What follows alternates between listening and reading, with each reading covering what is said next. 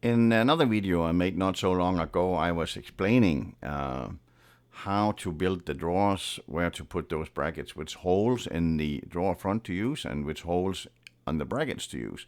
And it can be quite confusing. And in that video, I also referred to my drawer guide I have on my website, where you, with a few clicks of the mouse, will be presented with a picture that shows you exactly where to put the brackets on the drawer you are assembling. So in this video, it will be about that guide, and I will show you how to use it. If you like this video, I do appreciate a thumbs up, and I would really like if you would subscribe to my channel as well.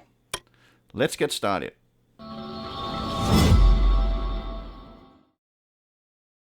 So here it is, the drawer assembly guide, and you can scroll down and find it at the bottom of this page. You don't need to read all this, but you can if you like to. Anyway, the guide is really easy to use because you simply make a few choices with a click of a mouse, and then a picture will be shown to let you know where you put the bracket and which holes to use. And to begin with, you have two options. You have a regular drawer sitting on the front of the cabinet, or you have inside drawers that can be sitting either in a base cabinet behind the door as shown here, but it could also be a pantry cabinet. Let's start with this one, regular drawer. Now, the first choice you have to make is, what is the drawer hardware? Is it the low, the medium, or the high?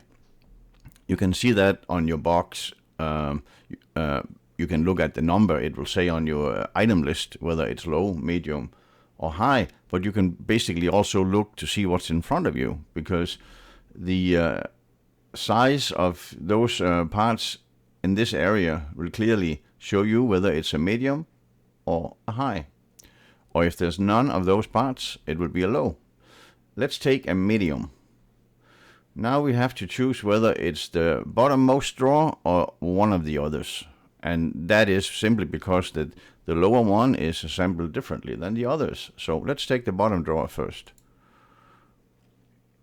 And now we have to choose what is the height of the front we're putting on. In this case, we picked a medium, so we're more likely to have a 10-inch high drawer front. And there you have it. Based on your choices, this is where you want to put this bracket.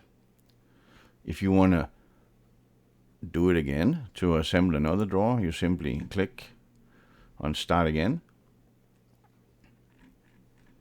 and you can do it all over again. Let's take another regular drawer. This time we can take a high, and we can say it's not the bottom, it's the top one. So in this case, it will be a 15-inch, most likely. Here we go, 15-inch, sitting on the top. You could also have picked a 10-inch, then it will look like this. They may look the same to you just with a quick glance, but they are very different, because you can see these 3 pairs of holes will be sitting differently. This is 10 inches high, whereas this is 15 inches high, right? You can see that, 15, 10. If you go back up here and pick a medium, and again, pick, what did we pick before? We picked the others, and now this one. You'll see these are sitting differently, because now it's the medium hardware, so they are sitting here at the bottom. If it's this one, they'll still be sitting at the bottom, because the position of these are determined by the choice up here. If I said it is a low and it's one of the others, then you could use, technically you could use a 15-inch, but we don't do that. But if we take this one, there's a 15-inch there, we don't do that, because you can do that. It will work, but we just don't want to, because on such a big drawer front, we want to have a medium or a high hardware.